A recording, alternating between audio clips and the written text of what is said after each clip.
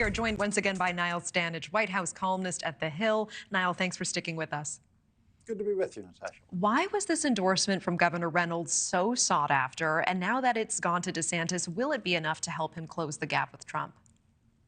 It was sought after because the governor is very popular, particularly obviously with Republican voters in her state.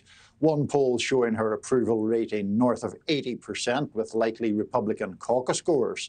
So it was very much a big prize in this race. Now, whether it propels Governor DeSantis from so far behind to a real challenger to win the Iowa caucuses is a different question. As you see there in the national polls, he's 46 points behind. He's a bit closer, but not much closer in Iowa, roughly 30 points behind. With all due respect to Governor Reynolds, her endorsement alone isn't going to make up a 30-point deficit. It's a matter of whether it adds to DeSantis' momentum. I understand. And does it make up for the handful of Florida state lawmakers that DeSantis lost to Trump? Well, the Florida thing was embarrassing to DeSantis, I would say, but embarrassing in the sense that it adds to the national picture in which former President Trump is way ahead, and Governor DeSantis' campaign has not certainly lived up to the expectations it had at the outset. So it wasn't really a matter of those 7 specific state lawmakers being a big deal in and of themselves. It was the way it contributed to the storyline that Trump is the dominant figure in this race and that DeSantis is falling away.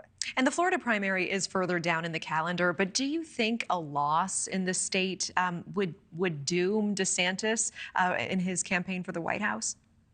It probably would. I'm thinking back, and I believe that when Marco Rubio lost the Florida primary in 2016, that was the end of the road for him. The one thing I would say, though, this year or this cycle, Natasha, is former President Trump is so far ahead that I don't necessarily think Governor DeSantis would even make it to the Florida primary if he didn't score a strong performance much earlier on in the cycle. That, in turn, is why Iowa is so important. Governor DeSantis put in a lot of his chips on Iowa. That is a state where then-candidate Trump lost to Senator Ted Cruz in 2016. That's why his rivals think he's vulnerable there. And meanwhile, the candidate making the biggest push-up in the polls, Nikki Haley, is widening the scope of her plan for the southern border. She is saying 6 to 8 million undocumented immigrants who are already here in the U.S. should be deported, should be sent back. Is this strong stance a key for her to move up to become Trump's primary challenger? In the Republican primary, a tough line on immigration is politically advantageous. There's no question at all about that. And a number of the candidates have been vying to have the toughest possible position. So in that respect, it is. I think, though, Nikki Haley's appeal is a bit broader than that.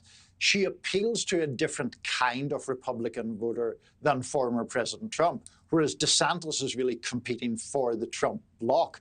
If you go, as I have done, to Nikki Haley events on the trail this cycle, you see a different socioeconomic crowd, let's say, than you do at Trump or DeSantis rallies. She appeals more to upscale Republicans, quite frankly. And so that's her market. But clearly, you know, the Republican Party in general is tough on immigration these days. What would she need to do to capture some of Trump's base? What would she need to do to inspire them? That's the really big question for her, because even though she's on the rise, she is, as I say, roughly 30 points behind. I think, frankly, the former president would need to have some major setback.